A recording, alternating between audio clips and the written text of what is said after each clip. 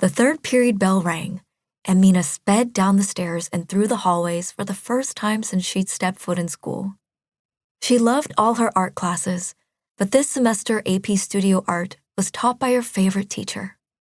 Ms. Ellis was young and hip, and not that much older than the senior she taught. A smile lit up Mina's face as she crossed from the monotonous void of high school drudgery into the vibrant chaos of the art room. She could smell the mix of old and new paint, both musty and milky wet, along with the pleasant chemical scent of turpentine. The sun had finally chased the rain clouds away and filled the room with bright natural light. "Mina, so good to see you. How was your summer?" Ms. Ellis had long, straight brown hair that she kept in a loose ponytail and stylish black eyeglasses.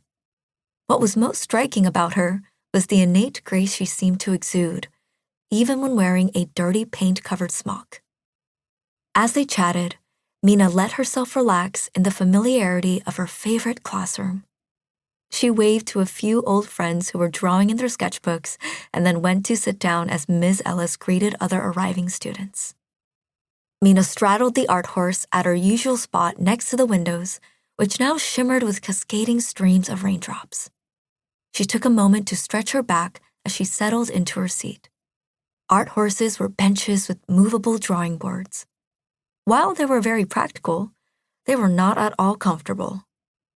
All the students sat facing a large round table in the middle of the room.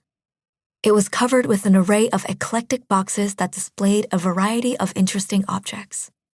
Skulls, vases, antiques, tea sets, plates and jars filled with a mishmash of colorful stones, old toys, and small, weird knickknacks. Satin fabrics and silk flowers were strewn in deliberate disarray. It was a display Mina could get lost in, providing hours of artistic inspiration. And that was the whole point.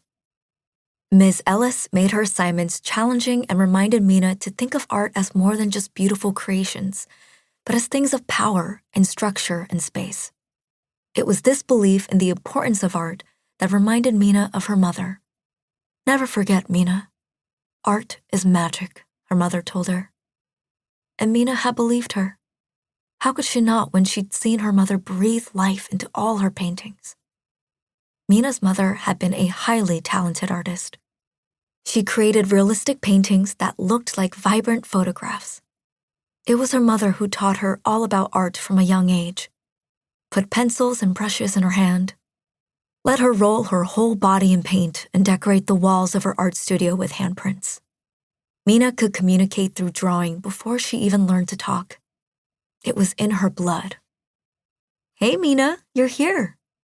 Mina saw Christina Jackson sit down in front of her, looking immaculate as usual, her black hair smoothed into a tight ponytail.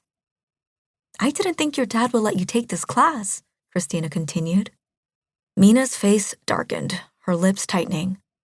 "Yeah, he's not happy about it." Christina frowned in sympathy. "I'm sorry, Mina. What are you going to do about art school applications?"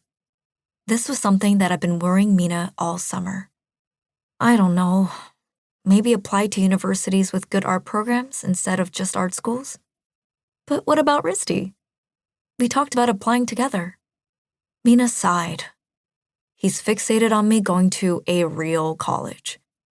Why don't you apply to the Brown RISD program like I am? He can't possibly be against that." Rolling her eyes, Mina snorted. "You've clearly mistaken me for someone else. I'm the Asian that's bad at math, remember? Brown would be offended if I applied to them.